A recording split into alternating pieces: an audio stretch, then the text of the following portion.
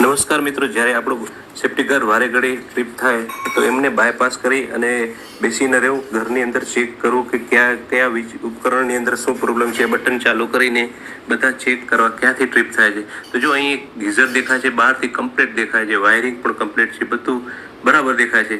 પણ આપણે જ્યારે એને 15 એમપીનું પ્લગ ચેક કરી કે પ્લગની આપણે કાઢીને જોઈશું ત્યારે ખ્યાલ આવે છે આપણે કે જો આ અંદરથી એનો એક પોઈન્ટ બળી ગયો છે, તો અહીં લીકેજ થવાના કારણે આ પ્રોબ્લેમ થયો છે. તો આવું જ્યારે થાય ત્યારે બાયપાસ કરવાની જગ્યાએ આપણે ઘરના બધા પોઈન્ટ ચેક કરવા જોઈએ, જેથી આપણે વીજળીનો કરંટ લાગતા બચી શકે છે, આપણું ઉપકરણ પણ બચી શકે છે.